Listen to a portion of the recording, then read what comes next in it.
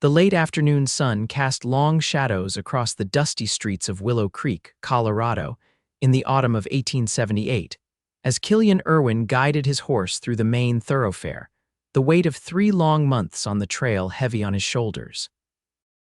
His cattle drive complete and payment secured, he should have felt victorious. But the hollow ache in his chest, the one that had followed him since his brother's death 2 years prior, remained stubbornly in place. The trading post ahead promised whiskey and supplies before he'd make the journey back to his modest ranch outside of town, but fate had other plans for Killian that day. The trading post was busy with the usual afternoon crowd, cowboys spending their earnings, settlers purchasing necessities, and the occasional traveler passing through. Killian secured his mount to the hitching post, stretching his tall frame as he dismounted. His dark hair was in need of a trim, and his beard had grown fuller during the cattle drive, but he'd take care of that once he returned home. For now, he needed to replenish his supplies. He nodded to familiar faces as he entered the crowded establishment, exchanging brief pleasantries with the owner, Harold Wilkins, before selecting the items he needed. Killian had never been one for extended conversation, preferring the company of his horses and cattle to most people.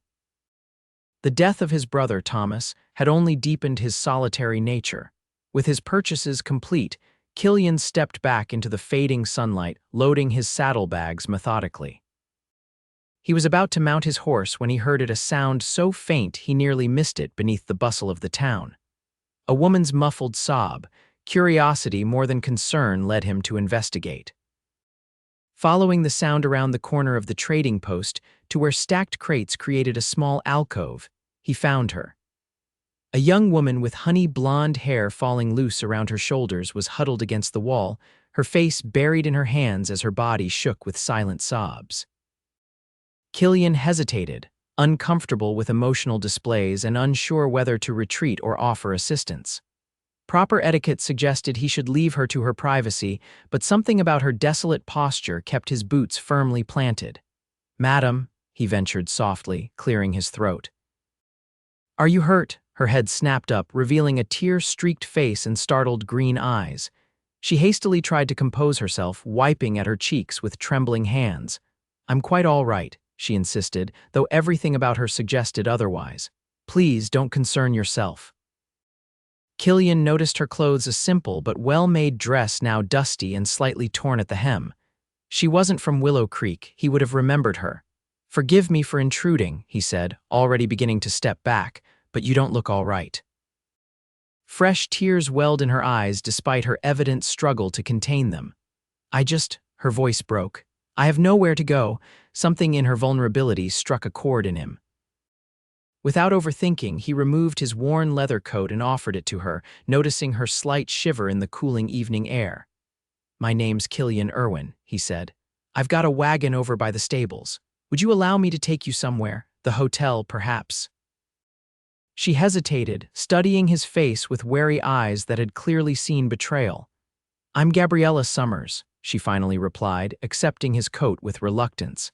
"Mrs. Gabriella Summers." The title landed heavily between them. A married woman alone and distraught spelled trouble Killian didn't need, but when she clutched his coat around her slender shoulders, looking so lost, he couldn't bring himself to walk away. "Where is your husband, Mrs. Summers?" he asked carefully. Her laugh was bitter and brittle. "Dead. 3 weeks ago, cholera took him on our journey west." She brushed a strand of hair from her face. "We were heading to Oregon to start anew. Now I'm alone in a strange town with no funds and no prospects." Relief that he wasn't interfering in a marriage was quickly replaced by genuine sympathy. "I'm sorry for your loss," she nodded, a flash of gratitude crossing her features at his simple acknowledgement. "The stagecoach dropped me here yesterday. I had enough money for one night at the hotel, but now—" She gestured helplessly. "I tried asking for work, but no one seems to need help." Killian stood there for a long moment, feeling the pull of her distress against his instinct for self-preservation. Entanglements with a grieving widow could only lead to complications, yet walking away felt impossible. "Mrs. Summers, Gabriella, if you'll permit me, I'd like to help." "Why would you help a stranger?" she asked, suspicion hardening her features. Because someone once helped me when I needed it most, he replied honestly, thinking of old Hank Peterson who'd given him work and shelter after his parents died. Sometimes that's all it takes to change a life. Gabriella studied him, clearly weighing her desperate circumstances against the risk of trusting a man she'd just met.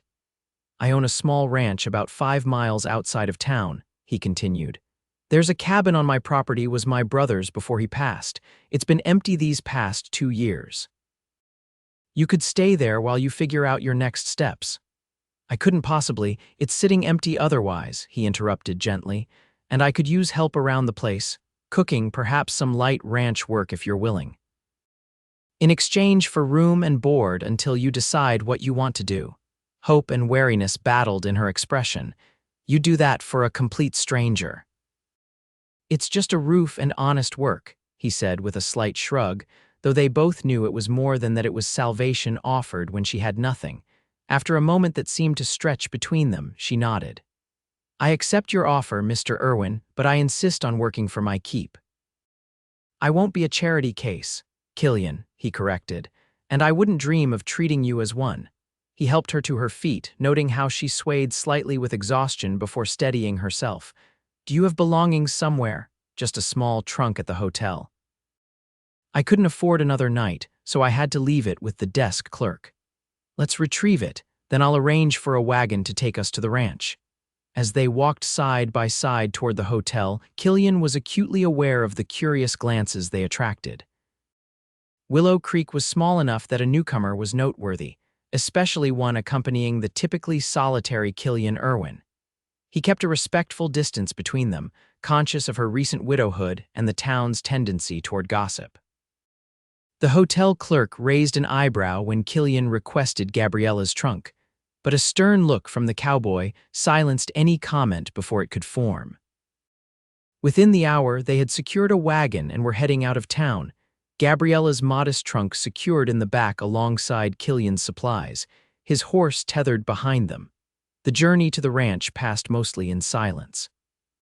Gabriella sat stiffly beside him, her hands folded in her lap, occasionally dabbing at her eyes with a handkerchief.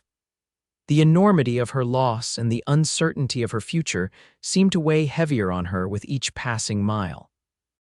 It's not much, Killian warned as they approached the ranch, breaking the silence, but it's peaceful.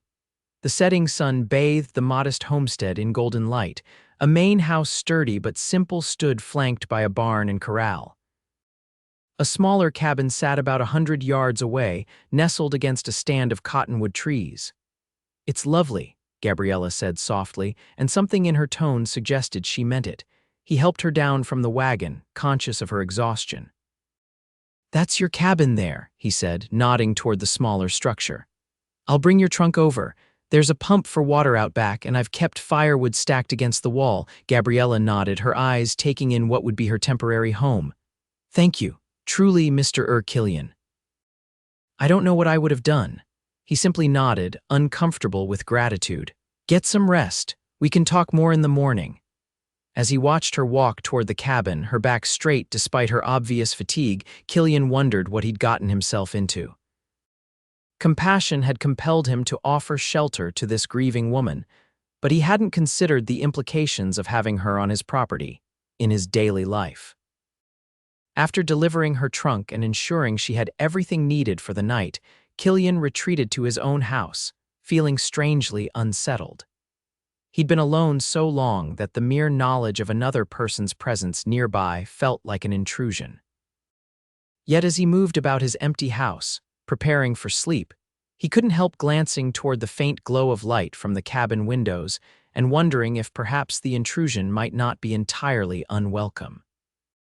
The next morning dawned clear and crisp, typical for late September in the Colorado foothills. Killian rose with the sun as always, completing his morning chores before approaching the cabin. He'd been up half the night worrying that she might have second thoughts in the light of day, or that he'd made a terrible mistake in bringing a stranger to his home. He knocked on the cabin door, a basket of food supplies in hand. When Gabriella opened it, he was struck by the transformation. Though still pale and clearly exhausted, she tidied herself, her honey blonde hair neatly braided and pinned, her dress brushed clean. The hollow look in her eyes remained, but there was something else there too: determination. "Good morning," she greeted him, opening the door wider. "I hope I haven't overslept. I'm eager to begin earning my keep." "No need to rush," he replied, offering the basket. "I brought some provisions, thought you might be hungry." She accepted it gratefully. "Thank you. Would you like to come in for coffee?" "I found some in the cupboard and took the liberty of brewing a pot." The cabin was exactly as he remembered, yet somehow different with her presence. Thomas's belongings had been packed away long ago, leaving only the basic furnishings: a bed, a small table with 2 chairs, a chest of drawers, and a modest cooking area. Yet Gabriella had already imposed a subtle order: the bed made with military precision, her few personal items arranged carefully on the dresser. "You've settled in quickly," he observed, accepting the cup of coffee she offered. "I've learned to adapt," she replied simply, sitting across from him. "Now, please tell me what duties you expect of me." Killian hadn't actually thought that far ahead. He'd offered her work as justification for his charity, but now found himself scrambling to define what that might entail. "The house needs attention," he finally said. "Since Thomas died, I've let things slide. Cooking, cleaning, mending if you're handy with a needle. Come spring, there's the garden to tend." She nodded seriously. "I can manage all of that. I'm also quite good with horses, if that would be useful. My father bred them in Virginia before the war." Killian raised an eyebrow, reassessing her. "That would be helpful, yes." They settled into a tentative arrangement: Gabriella would cook and care for the house and help with the horses when needed.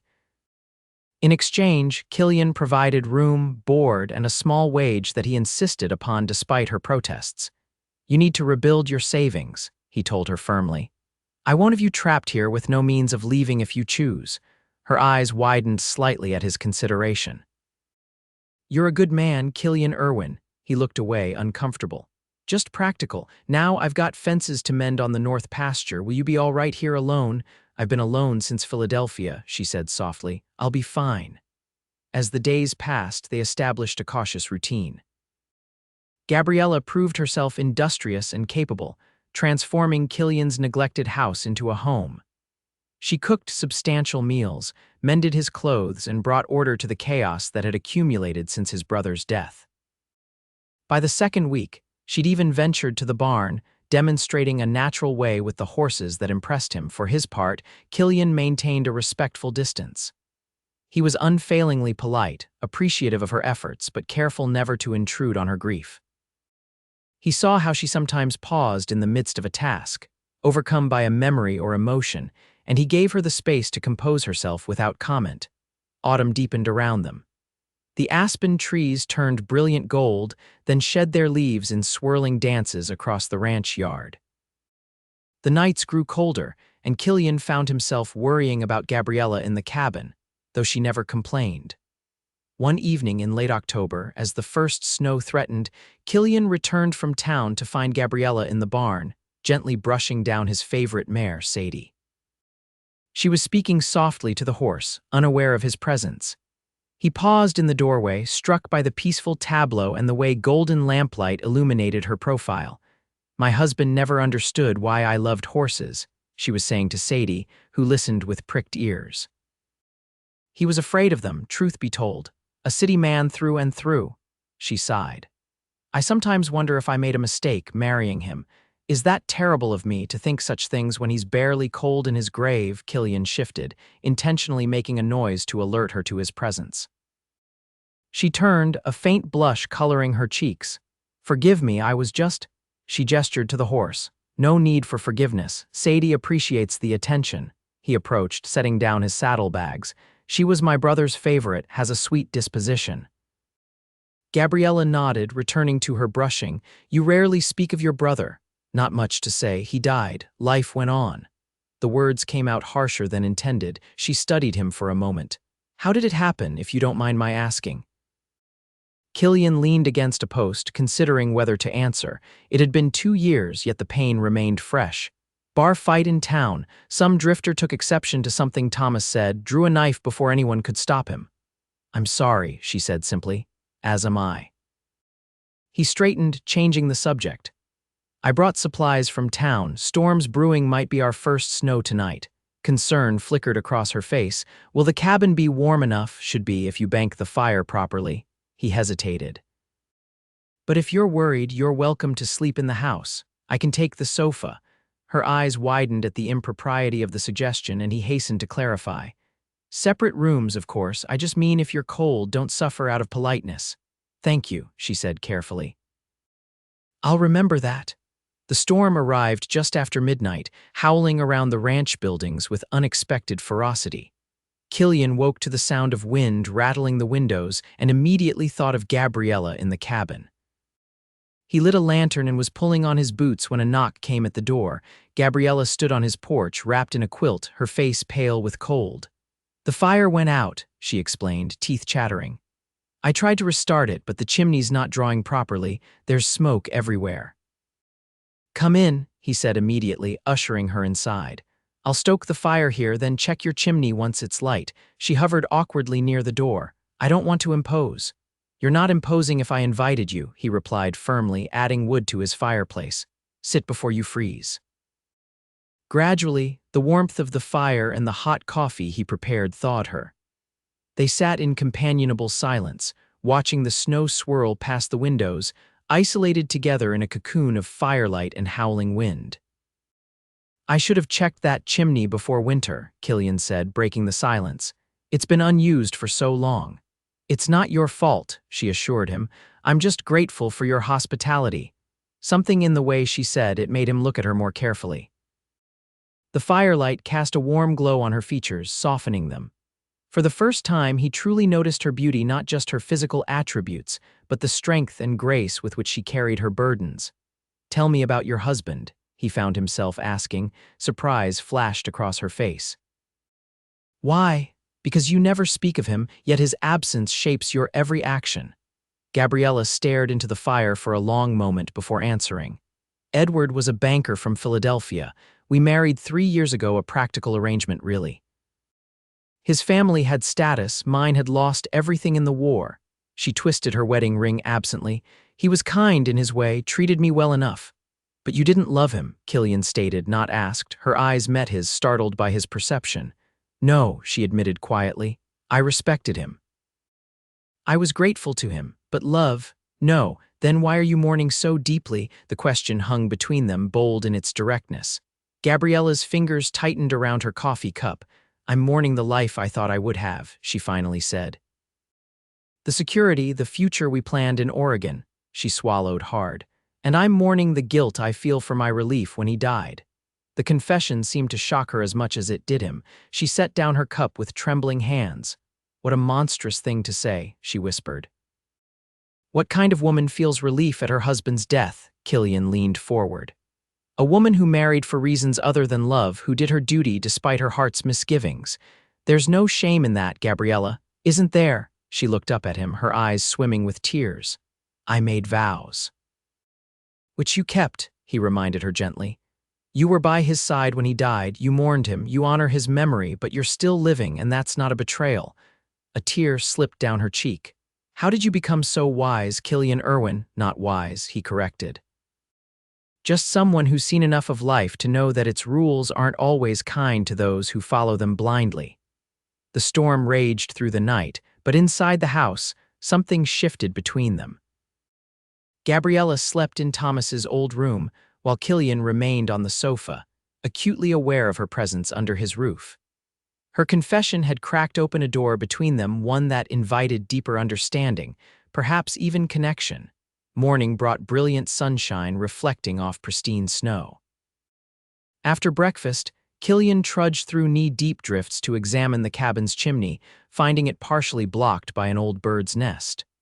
The repair was simple enough, but with winter settling in, he worried about Gabriella's comfort in the drafty cabin. The chimney's fixed, he told her upon returning, stamping snow from his boots. But I'm thinking you might be better off staying in the house until spring. The cabin gets bitter cold in winter. Gabriella looked up from the bread dough she was kneading. People would talk. There's no one to talk but the horses, he pointed out, and we're 5 miles from town, even so. She returned to her kneading. Appearances matter, Killian, for both our sakes. He recognized the wisdom in her caution, even as he chafed at the arbitrary rules that would leave her shivering in the cabin rather than comfortable in his half-empty house. "At least let me bring more blankets and firewood, and promise you'll come to the house if it gets too cold." She agreed to this compromise, though the worry line between her brows suggested she wasn't entirely convinced. As November yielded to December, winter tightened its grip on the Colorado foothills. Killian found reasons to check on Gabriella each evening, bringing extra firewood or inviting her to share dinner in the main house. Their conversations grew longer, more personal. He learned about her childhood in Virginia, the devastation of the war that had claimed her father and brother, the desperate circumstances that had led to her marriage. In turn, he shared stories of his own past his parents' deaths from influenza when he was 16, how he and Thomas had struggled to hold onto the ranch, the dreams they'd had to expand it someday. Gabriella thrived despite the harsh winter conditions. Her initial pallor gave way to rosy cheeks, and the haunted look gradually faded from her eyes. She developed an easy rapport with the ranch hands who came in for the winter roundup, earning their respect with her hard work and lack of pretension. Even old Hank Peterson, who occasionally stopped by to check on Killian, remarked on the positive change in the ranch's atmosphere. "That's a fine woman you've got staying here," Hank commented one afternoon as they repaired tack in the barn. "Reminds me of my Mabel, God rest her soul." "Same quiet strength." "She's just passing through," Killian reminded him, uncomfortable with the implication. Hank snorted. "Is that what you tell yourself?" He shook his head. "I've known you since you were knee-high to a grasshopper, boy. Never seen you look at anyone the way you look at her when you think no one's watching." Killian busied himself with the bridle in his hands, refusing to acknowledge the truth in Hank's words. Yes, he'd grown fond of Gabriella, how could he not? She brought warmth and purpose to his solitary existence. But she was a widow still in mourning, regardless of her complicated feelings for her late husband.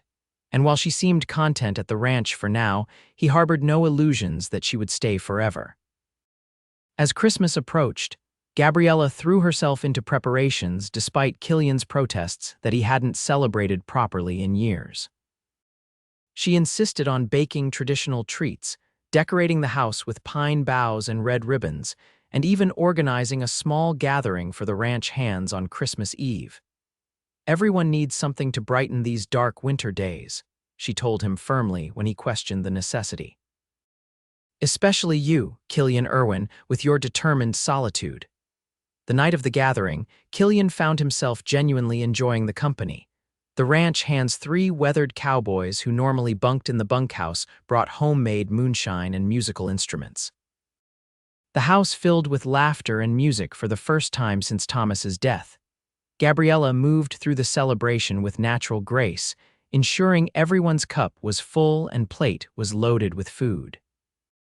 She'd made a new dress for the occasion, a simple affair in deep green that complemented her coloring and fit her slender form perfectly. Killian couldn't help but notice how the ranch hand's eyes followed her, or how Hank kept shooting him knowing looks.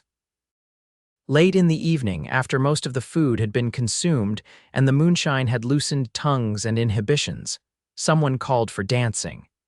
The furniture was pushed aside and Hank picked up his fiddle, launching into a lively reel.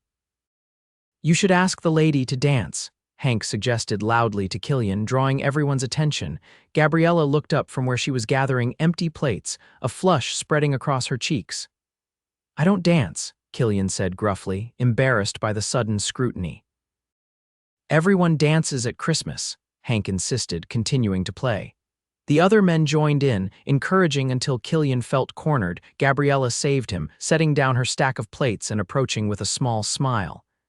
"I'd be honored to dance with you, Killian, if you'd like." He couldn't refuse her, not when she looked at him with those clear green eyes. Awkwardly, he took her hand and led her to the cleared space in the center of the room. It had been years since he'd danced, not since before Thomas died, and he moved stiffly at first, afraid of stepping on her toes or making a fool of himself. But Gabriella followed his lead effortlessly, her hand light in his, her other resting delicately on his shoulder. As they moved together, his tension gradually eased. The room around them seemed to fade away until there was only the music, the warmth of her in his arms, and the surprising joy spreading through his chest. "You lied," she murmured, looking up at him with a smile. "You dance quite well." "I have an excellent partner," he replied softly, surprising himself with the easy compliment. Something flickered in her eyes, awareness, perhaps, or uncertainty, before she looked away. As the tune ended, she stepped back, breaking their connection with obvious reluctance. "Thank you," she said formally, curtsying slightly before turning to help Hank, who was calling for more moonshine. Killian stood rooted to the spot, unsettled by the intensity of his reaction to that simple dance. For those few minutes, holding Gabriella in his arms had felt right in a way few things ever had. The evening wound down gradually, the ranch hands eventually returning to the bunkhouse, Hank departing with a knowing wink that Killian pretended not to see. When only Killian and Gabriella remained, an awkward silence fell between them. "That was lovely," she said finally, surveying the remnants of their celebration. "Thank you for indulging my Christmas whims." "I should be thanking you," he replied honestly. "It's been a long time since this house felt like a home." Their eyes met across the room, and the air seemed to thicken with unspoken words. Gabriella was the first to look away, busying herself with cleaning up. "I should head back to the cabin," she said, her voice carefully casual. "It's getting late." Killian glanced out the window at the snow falling in thick flakes. "It's coming down hard. Maybe you should stay." Her hesitation was visible. "I'm not sure that's wise." "Because of what others might think?" he asked, moving closer. "There's no one here but us, Gabriella." "That's precisely why it isn't wise," she whispered, not meeting his eyes. The implication hung between them, too significant to ignore. Killian took a step back, respecting her boundary despite the pull he felt toward her. "I'll walk you to the cabin then," he said, reaching for his coat. They trudged through the accumulating snow in silence, the only sound the crunch beneath their boots and their visible breath in the cold air. At the cabin door, Gabriella paused, turning to him with an expression he couldn't quite read. "Merry Christmas, Killian," she said softly, rising on tiptoe to kiss his cheek, a brief, warm touch that sent his pulse racing. "Merry Christmas, Gabriella," he replied, his voice rougher than intended. He waited until she was safely inside before turning back toward the main house, his thoughts in turmoil. That simple kiss, innocent as it was, had shattered any pretense that his feelings for her were merely friendly or protective. But what could come of it? She was still healing from loss and betrayal. He had nothing to offer but a modest ranch and a heart that had forgotten how to hope. Winter deepened its hold on the land. January brought blizzards that isolated the ranch for days at a time, forcing Killian and Gabriella into closer proximity than ever before. During the worst storm, she did accept his offer to stay in the house, though she insisted on returning to the cabin once the weather cleared. Killian found himself looking forward to their evening conversations by the fire, to her quiet presence as they worked side by side on ranch chores, to the way her eyes crinkled when she smiled. Without either of them acknowledging it, they had developed a partnership that went beyond employer and employee. It was Hank who finally forced the issue, arriving one February afternoon with news that made Killian's blood run cold. "Stagecoach came through yesterday," Hank reported, accepting a cup of coffee from Gabriella. "Brought a letter for Mrs. Summers here." Gabriella looked surprised. "For me, from whom?" "Didn't ask," Hank replied, handing over the envelope, "but the postmark says Philadelphia." Killian watched as she opened the letter with trembling fingers, her expression changing from curiosity to shock as she read. "What is it?" he asked when she had finished, her face pale. "It's from Edward's brother, William," she said faintly. "He's been searching for me." Apparently, there was a provision in Edward's will funds set aside for me that William was to manage. She looked up, bewildered. "He wants me to return to Philadelphia immediately." The words landed like a physical blow. Killian struggled to maintain a neutral expression. "That's good news, isn't it?" he managed. "The security you were worried about." Gabriella refolded the letter carefully. "Yes, I suppose it is." Hank glanced between them, sensing the tension. "Well, I'd best be heading back." Roads should be passable in a day or two if you're looking to catch the eastbound stage, Mrs. Summers. After he left, silence stretched between them, heavy with implications. Gabriella stood by the window, staring out at the snow-covered landscape. Will you go? Killian finally asked, unable to bear the uncertainty. I should, she replied without turning. It's what Edward would have wanted, a respectable life back east. Is it what you want? She turned then, her eyes searching his face. What I want. She laughed softly, the sound tinged with bitterness. No one has asked me that in a very long time. I'm asking now. Gabriella crossed the room to stand before him. What I want, she said slowly, is to wake up each morning to mountains instead of city streets. To work with my hands and see the results of my labor, to be useful and needed. She paused, gathering courage. To be with someone who sees me, truly sees me. Killian's heart hammered in his chest. Someone like me, he asked, scarcely daring to hope. You, she confirmed softly. Only you, Killian. The admission hung between them, fragile and momentous. Killian reached for her hand, holding it gently between his own. Then stay, he said simply. Not as an employee or a guest, but as, he faltered, uncertain how to define what he was offering. As what? She pressed, her eyes never leaving his face. As my partner, my wife, if you'll have me. The words tumbled out before he could reconsider them. Surprise flashed across her features, followed by something warmer. Are you proposing, Killian Irwin? Poorly, he admitted with a rueful smile. But sincerely. She stepped closer, resting her free hand against his chest. It's too soon. People would talk.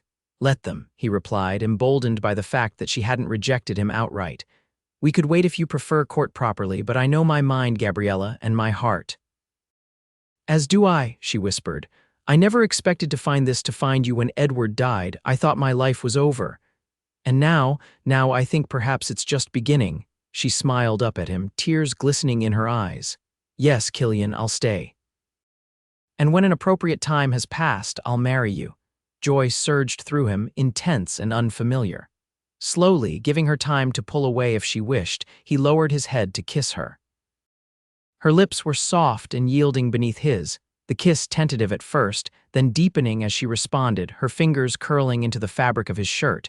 When they finally parted, both slightly breathless, Killian rested his forehead against hers. I'll write to William, he said. Explain that you've made a new life here. He won't understand, she warned. To him, this would seem primitive compared to Philadelphia. Then he doesn't understand what truly matters, Killian replied simply. Spring arrived gradually, the snow receding to reveal muddy ground and the first tentative shoots of new growth. With the improved weather came increased activity, fences to mend, cattle to tend, preparations for calving season. Gabriella worked alongside Killian, proving herself indispensable not just in the house, but in the daily operation of the ranch.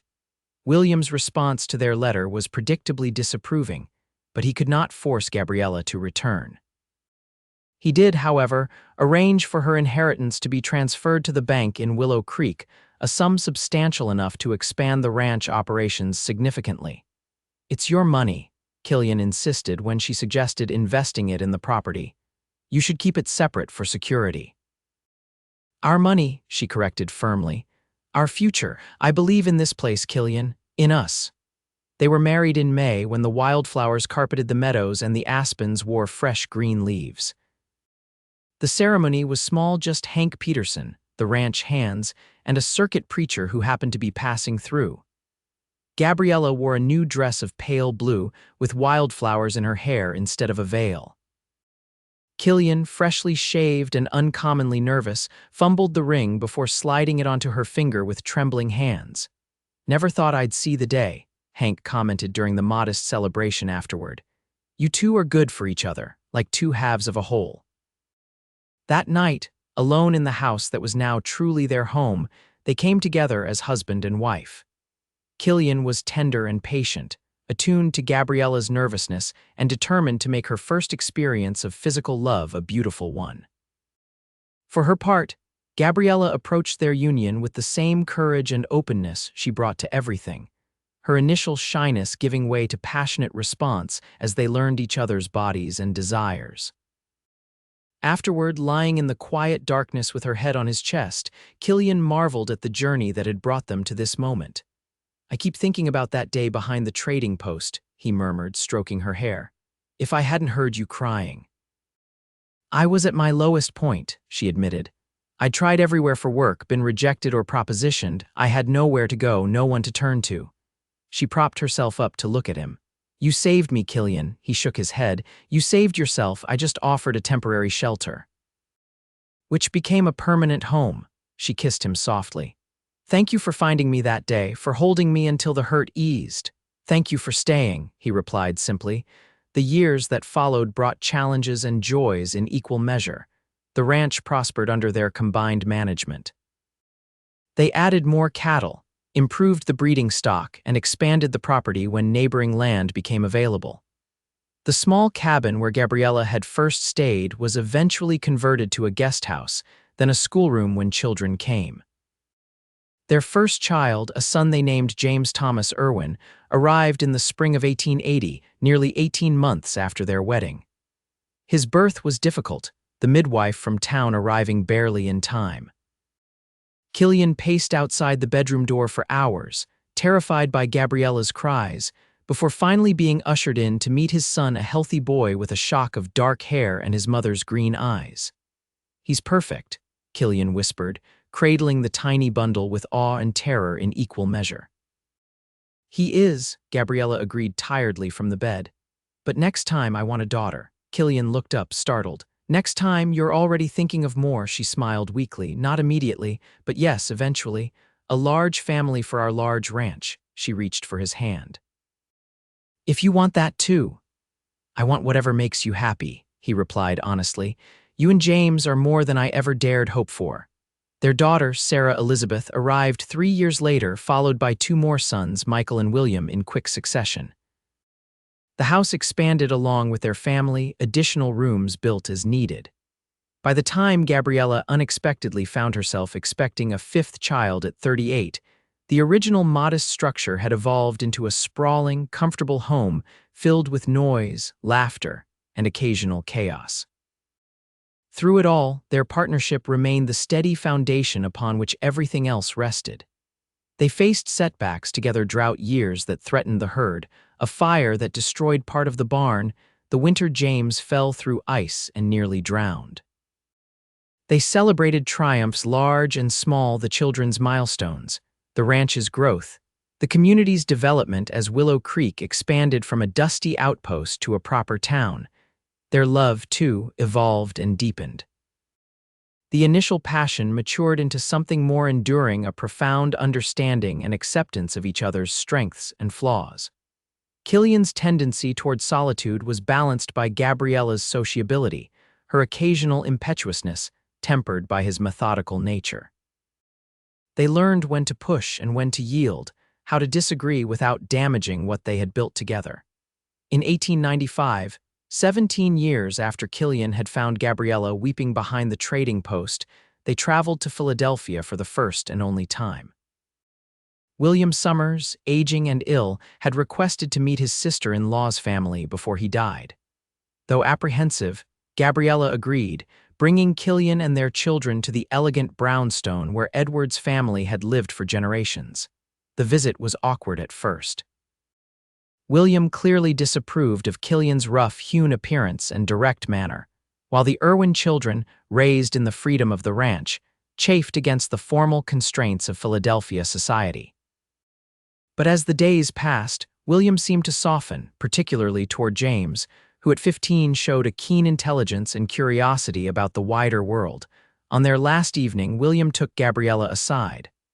"I was wrong about your choice," he admitted grudgingly. "I thought you were making a terrible mistake, throwing away everything Edward wanted for you." "And now?" she asked, watching as Killian patiently explained a chess move to their youngest son across the room. "Now I see that you found something I never had: a true partnership." William's expression was wistful. "Edward would have wanted you to be happy. I believe you are." "More than I ever imagined possible," she confirmed softly. They returned to Colorado with a new appreciation for the life they had created together. The children, exposed to the contrasts between city and rural living, developed a deeper understanding of their parents' choices and the values that had shaped their upbringing. Life continued its steady rhythm on the ranch. The older children gradually left James to study law in Denver, Sarah to marry a rancher from a neighboring property, Michael to join the army during the Spanish-American War. William, the fourth child, showed the greatest interest in ranching and remained to work alongside his parents, eventually taking over more responsibility as Killian and Gabriella aged. Their unexpected fifth child, Rebecca Ann, born when Gabriella was nearly 40, grew into a spirited young woman with her mother's love of horses and her father's quiet strength. At 16, she announced her intention to breed and train horses professionally, a declaration that surprised no one who knew her. In the autumn of 1908, 30 years after their first meeting, Killian and Gabriella returned to Willow Creek for the town's harvest festival. The trading post where he had found her weeping still stood, though now it was flanked by newer, larger establishments. The town had grown considerably, boasting a proper hotel, several saloons, a school, and even a small library that Gabriella had helped establish. As they walked arm in arm through the bustling streets, nodding to acquaintances and stopping occasionally to chat, Killian was struck by how different everything was, and yet how the essentials remained unchanged. "You ever regret it?" he asked as they paused near the trading post, the question that had sometimes haunted him over the years finally finding voice. "Regret what?" Gabriella looked up at him, her face lined now with age and weather, but her eyes still clear and direct. "Staying. Choosing this life instead of returning to Philadelphia, choosing me." She smiled, the expression lighting her face in a way that still made his heart skip after all these years. "Not for a single moment." She squeezed his arm. "Do you?" "Never," he replied honestly. "But I've always wondered if you might have had an easier path." "Easier doesn't mean better." She looked around at the town, then back at him. "Everything I've ever truly wanted came from that moment you found me behind this building, my home, my family, my purpose." Her voice softened. "My great love," Killian pulled her closer, public propriety be damned. At 60 he was past caring about appearances, and to think I almost walked away that day. "But you didn't," she reminded him. "You stayed, you held me until the hurt eased." She reached up to touch his face, her fingers tracing the familiar contours. "And you've been holding me ever since." "Best decision I ever made," he murmured, bending to kiss her gently. As they continued their stroll through town, greeting friends and neighbors, stopping to admire the harvest displays and listen to the local band, Killian reflected on the extraordinary journey that had begun with a simple act of compassion. Finding Gabriella weeping behind the trading post had changed everything, not in a single dramatic moment, but in the thousands of small choices that followed, the daily commitment to love and support each other through whatever life brought. Their story wasn't the stuff of dime novels or sensational newspaper accounts. There had been no shootouts or dramatic rescues, no fortunes discovered or lost. Just two people who found each other when they most needed someone to hold on to, who built a life together day by day, choice by choice, challenge by challenge, and in the end, Killian thought as he looked at the woman by his side, that was the greatest adventure of all. That evening, as they sat on the porch of their ranch house, watching the sunset paint the distant mountains in gold and purple, their youngest daughter called them in for dinner.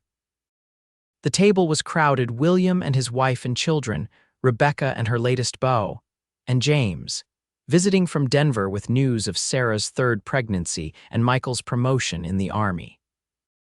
Killian surveyed the gathering, the family they had created, the legacy they would leave behind, and felt a profound contentment. Beside him, Gabriella reached for his hand, her fingers intertwining with his in the gesture that had become second nature over 3 decades together. "Are you happy, Killian?" she asked softly, her voice for his ears alone. He looked at her, truly looked at her, seeing beyond the silver threading her honey blonde hair and the lines that time had etched around her eyes to the essential spirit that had captivated him from the beginning. "More than I deserve to be," he answered truthfully. "You, Her smile was answer enough, but she spoke anyway, the words a renewal of the promise they had made to each other long ago. Completely, utterly happy every single day. And in that moment, surrounded by the family they had built together, Killian knew with absolute certainty that finding Gabriella weeping behind the trading post had been not just the best decision he ever made, but the defining moment of his life, the moment when everything changed, when possibility replaced solitude, when his future suddenly expanded from lonely duty to shared joy. He had held her long enough for the hurt to ease that day, never imagining that she would spend the rest of her life holding him too, healing the wounds he hadn't even known he carried. It was a simple miracle, quiet and profound, like the love they had built together, enduring, resilient, and more precious with each passing year.